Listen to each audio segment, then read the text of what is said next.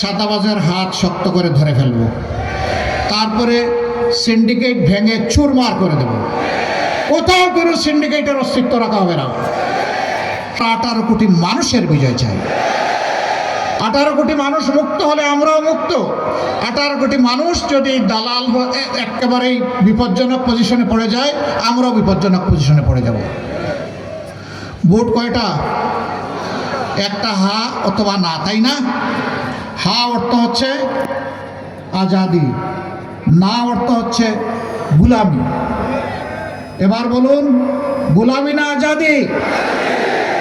গুলামি না আজাদি? আজাদি নিশ্চিত করার পক্ষে 12 তারিখ প্রথম সিলটি পড়বে হা ভোটে। হা ভোটে হেরে গেলে বাংলাদেশ হেরে যাবে। আমরা আমাদের সমস্ত পরিবারের সদস্য, প্রতিবেশী সবাইকে ইনশাকে ভোট দেওয়ার জন্য আহ্বান জানাবো। কারণ হা ভোট সবাইকে আজাদি এনে দিবে, গুলামি থেকে মুক্ত করবে। 2 নম্বর ভোটটি আমরা চাই দাঁড়িপাল্লায়। কেন? এটি ইনসাফের প্রতীক। অবশ্য দাঁড়িপাল্লার সাথে আরও 10টা প্রতীক আছে, সবাই নিবন্ধিত।